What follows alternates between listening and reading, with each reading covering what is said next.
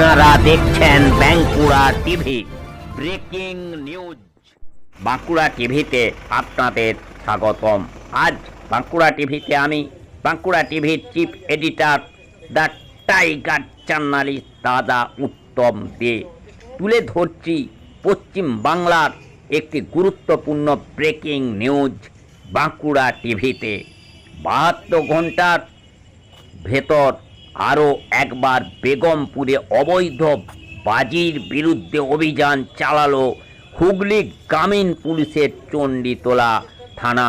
গোপন সূত্রে খবর পেয়ে বেগমপুর মনসাতলা সংলগ্ন একটি এলাকায় হানা দেয় পুলিশ, আর সেখানকার এক গোডাউন থেকে উদ্ধার প্রায় 5.5 কিলো নিষিদ্ধ বাজি। আর এই বিষয় নিয়ে সংবাদ মাধ্যমের মুখোমুখি হয়ে এসডিপিও তমাল সরকার জানান, তপন সাধুকা নামে এক বাজি ব্যবসায়ীর গোডাউন থেকে উদ্ধার হয়েছে এই বিপুল পরিমাণ বাজি এবং তার বিরুদ্ধে একাধিক ধারায় মামলা রুজু করা হচ্ছে, যদিও তিনি পলাতক। কিন্তু বিষয় হলো যে পুলিশ কি এর আগে জানতেন না যে এই ধরনের নিষিদ্ধ বাজি আছে? মমতা বন্দ্যোপাধ্যায় পুলিশ ডিপার্টমেন্টকে নির্দেশ দিয়েছিলেন যে সমস্ত বাজি উদ্ধার করতে হবে। তাহলে এখনো কেন বাজি? তাহলে কি বলা যায় এই পুলিশ বাজি উদ্ধার করলেও এই বাজি ব্যবসায়ীদের সঙ্গে পশ্চিমবাংলার পুলিশের একটা যোগ সাজস আছে? এই পশ্চিমবাংলায় দেখা যায় বিভিন্ন সময় বিভিন্ন ঘটনায়, অন্যান্য রাজ্যে ভারতবর্ষের কোথাও দেখা যায় না, এখানেই দেখা যায় বিভিন্ন সময় এই গুলি গালাজ চলছে, বোমা বন্দুক পিস্তল চলছে। তাহলে কি করছে এই পশ্চিমবাংলার পুলিশ? যেমন তাহলে কি মানুষ প্রশ্ন করতে পারে না এই পশ্চিমবাংলার পুলিশ মন্ত্রী মুখ্যমন্ত্রী বেগম মমতা বন্দ্যোপাধ্যায় যেমন অপদার্থ, তেমনি এই পশ্চিমবাংলার এই পুলিশ প্রশাসনও অপদার্থ। এরা শুধু টাকা নিয়ে কাজ করে, ঘুষ নিয়ে কাজ করে, অবৈধ বাজি মানে যারা ব্যবসায়ী তাদের সঙ্গে যে যোগ সাজক আছে। এই প্রশ্ন কি বাঁকুড়া টিভির মাধ্যমে জনগণ তুলতে পারে না? অবশ্যই তুলতে পারে, কারণ এর অনেক আগেই তো পশ্চিমবাংলার মুখ্যমন্ত্রী, এই কম্পার্টমেন্টাল মুখ্যমন্ত্রী, এই বেগম মমতা বন্দ্যোপাধ্যায় অপদার্থ মুখ্যমন্ত্রী, যিনি পুলিশ মন্ত্রী, অপদার্থ পুলিশ মন্ত্রী, যিনি পুলিশকে নির্দেশ দিয়েছিলেন, তার কথায় পুলিশ মানেন না। বিভিন্ন থানায় থানায় ঘুষ থেকে শুরু করে রাস্তার ধারে পুলিশ দাঁড়িয়ে টাকা নিচ্ছে, গাড়ি থেকে টাকা নিচ্ছে, হেলমেট ধরে টাকা নিচ্ছে। গ্রামীণ এলাকায় কাঁচা রাস্তায় যেখানে পুলিশের কোনো অধিকার নেই, এই হেলমেট ধরে 1000 টাকার কেস দিয়া, পেট্রোল পাম্পের ভিতরে ঢুকে, যেটা পুলিশের কোনো আইনে নেই, যে একজন তেল ভরতে গেছেন তার চাবিকাঠিটা নিয়ে তার বিরুদ্ধে এই হেলমেটের কেস দিবেন, 1000 টাকার কেস দিবেন। পশ্চিমবাংলার পুলিশ দেখাতে পারবে? পশ্চিমবাংলার পুলিশ মন্ত্রী মমতা বন্দ্যোপাধ্যায়, বেগম মমতা বন্দ্যোপাধ্যায়, এই কম্পার্টমেন্টের মুখ্যমন্ত্রী মমতা বন্দ্যোপাধ্যায় কোনো আইনে দেখাতে পারবেন যে পুলিশ পেট্রোল পাম্পের ভিতরে ঢুকে কোনো মোটর সাইকেলে হেলমেটের কেস দিতে পারে? পুলিশের কোনো আইনে আছে এটা? তাই বাঁকুড়া টিভির মাধ্যমে জনগণ এই পশ্চিমবাংলার বেগম মুখ্যমন্ত্রী, পশ্চিমবাংলার বেগম পুলিশ মন্ত্রীকে প্রশ্ন করতে চাই যে আপনার পুলিশ কি ঠিক আছে? আপনার পুলিশ কি সঠিক কাজ করছে?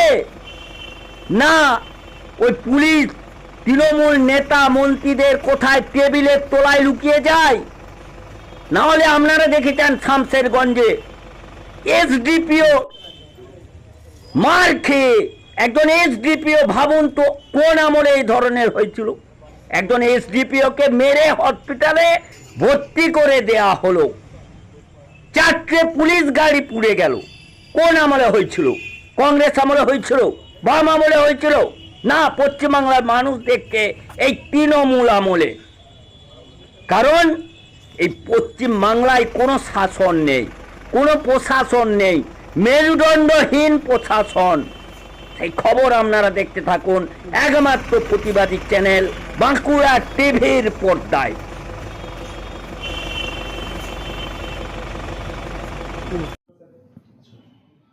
আজ একটি গোপন সূত্রে খবর পেয়ে আমরা চণ্ডীতলা থানার অফিসার এবং ফোর্স বেগমপুর মনসাতলায় তপন সাধু খান নামক এক ব্যক্তির গোডাউনে আমরা রেড করি এবং সেখান থেকে প্রায় 550 কেজির মতো বাজি, অবৈধ বাজি এবং বাজি তৈরির সরঞ্জাম আজকে আমরা সিজ করি।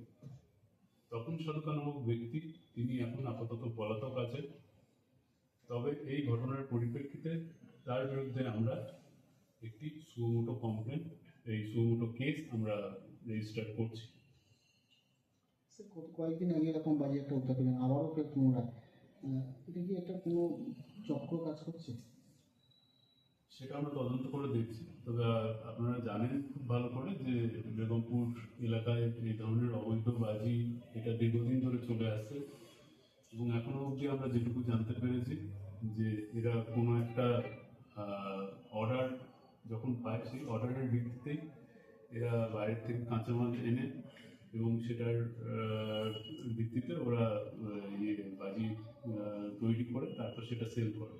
তো আমি আগের দিনও বলেছিলাম যে এই অবৈধ ব্যবসার বিরুদ্ধে আমাদের অভিযান জারি আছে এবং আগামী দিনেও থাকবে। প্রায় 550 কেজির মতো বাজি এবং বাজি তৈরির বিভিন্ন সরঞ্জাম, সেগুলো মিলিয়ে টোটাল 550 কেজি। স্যার, আরেকটা প্রসঙ্গ আছে, এই যখন এগুলো অভিযানগুলো চালান তখন বেশ কিছু এলাকার মানুষরা তারা দাবি করেন যে আমরা গরিব মানুষ, আমরা পরের থেকে কাজ বরাদ নিয়ে কাজ করি। সেক্ষেত্রে তাদেরকে লিগ্যাল প্রসেস আসতে গেলে কি বলবো? এটা আমরা অলরেডি সিভিল ডিপার্টমেন্টের সাথে, এসডিও শ্রীরামপুরের সাথে এবং এখানকার বিডিও সাহেবদের সাথে আমরা যোগাযোগ শুরু করেছি এবং এদেরকে যাতে সঠিক পথে যাতে আমরা অল্টারনেটিভ কোনো কাজে বা এদেরকে লাইসেন্স দিয়ে, এদেরকে গ্রিন ফায়ার ক্র্যাকার্সের লাইসেন্স দিয়ে, মূল কথা এদের রিহ্যাবিলিটেট করার একটা বিকল্প আমরা পন্থা, সেটা আমরা অলরেডি আমাদের প্ল্যানিংয়ে আছে এবং সিভিল ডিপার্টমেন্টের সাথে এগুলো আমরা যোগাযোগ করে এগুলো আমরা ধীরে ধীরে বাস্তবায়িত করব। আরেকটা প্রশ্ন হচ্ছে, যারা মূলত এই কাজগুলো করে তারা মূলত বিভিন্ন ছোট ক্ষুদ্র মাইক্রোফাইন্যান্স থেকে লোন নিয়ে করেন। এরকম অভিযান চালার ক্ষেত্রে তাদের বলা হচ্ছে তারা আর্থিক ক্ষতির মুখে পড়তে হচ্ছে তাদেরকে। তো মানে অবশ্যই তো তারা বেআইনি কাজ করছে। আপনারা আগেও দেখেছেন যে বিভিন্ন জায়গায় এই অবৈধ বাজি কারখানার জন্য মানে অতীতে প্রচুর দুর্ঘটনা ঘটে গেছে। রিসেন্টলি কল্যাণীতে, এর আগে এগরায়, চম্পাহাটিতে বিভিন্ন জায়গায় এই ধরনের দুর্ঘটনা ঘটেছে। তো আমাদের কাছে মানুষের জীবনের মূল্য সবার আগে, ঠিক আছে? তো আমি তাদেরকে বলবো তারা এই অবৈধ বাজির সাথে যুক্ত না থেকে তারা গ্রিন ফায়ার ক্র্যাকার্সের লাইসেন্সের জন্য আমাদের কাছে আবেদন করুক। আমরা সেটা অবশ্যই কনসিডারেশন চাই। মানে এই ব্যবসায়ীদের কি বলবেন, বিকল্প কর্মসংস্থান যাতে তারা বেছে নেয়, এরকম কিছু বার্তা দেবেন? হ্যাঁ, সেই জন্যই আমরা সিভিল ডিপার্টমেন্টের সাথে যোগাযোগ করছি এবং সেটা আলোচনা করে একটা প্ল্যানিং করে আমরা এটা নিয়ে এগোবো। এই ধরনের অভিযান আগামী দিনে আরো চলবে। স্যার, কোথা থেকে উদ্ধার হয়েছে বাজিগুলো? এটা বেগমপুর মনসাতলায় তপন সাধু খান নামক এক ব্যক্তি তার গোডাউন থেকে আরো অনেক গোডাউন থাকতে পারে বলে মনে হচ্ছে কি? এগুলো আমরা খবর পেলে ধীরে ধীরে